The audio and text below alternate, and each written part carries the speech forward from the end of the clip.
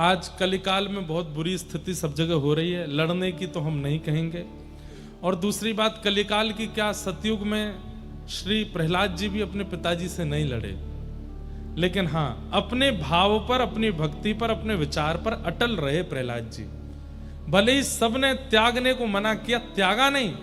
प्रहलाद जी कहते हैं पिताजी आप जो कहेंगे मैं सब करूंगा, आप कहेंगे दैत्य विद्यालय में पढ़ने जाओ, पढ़ने जाऊंगा, आप कहेंगे ये करो, ये करूंगा, लेकिन मैं अपने भजन को नहीं छोड़ूंगा, मैं अपने नाथ को नहीं छोड़ सकता, मैं अपने हरि को नहीं छोड़ूंगा। तो ऐसे घरों में जो बालक रहते हैं, सबसे पहले तो घर वालों को वो खुश किससे होते हैं?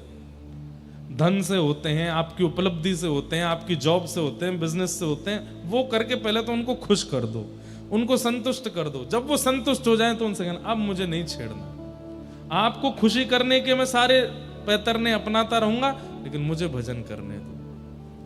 क्योंकि जब तक आप उनका विश्वास नहीं जीतेंगे, उनको प्रसन्न नहीं करेंगे, तो कलिकाल है, कोई ना कोई कष्ट देता ही रहेगा आपको। अब बच्चे आजकल क्या करते हैं, वो भजन में तो इतने आनंदित हो गए, लेकिन घर वालों को दुखी कर देते हैं, हम तो करेंगे, अब तुम चाहे जो करो। कलिकाल में नहीं चल पाएगा ऐसे। कलयुग में पहले उनको जो चाहिए वो उनको दे दो।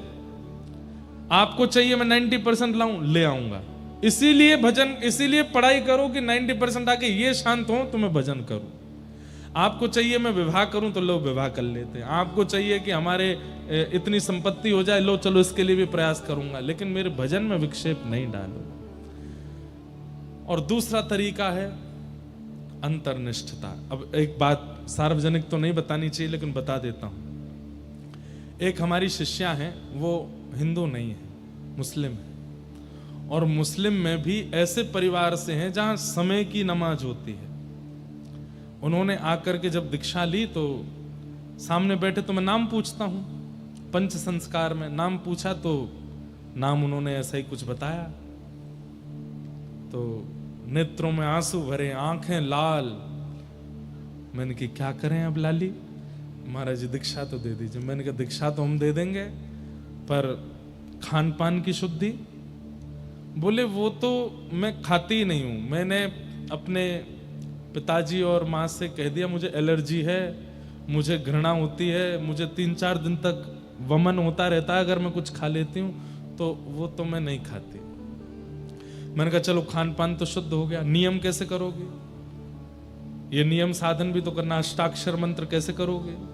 तिलक स्वरूप धारण करना अनिवार्य है, ये सब कैसे करोगे?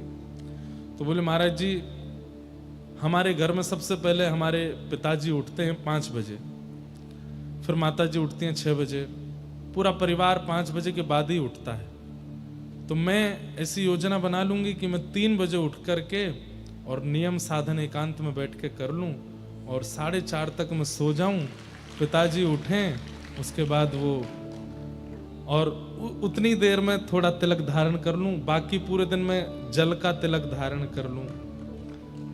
मेरे तो हाथ पैर कहां पे, मैं करूं क्या इसको, क्या बोले। और भावना ऐसी कि बस आप दीक्षा दे दीजिए।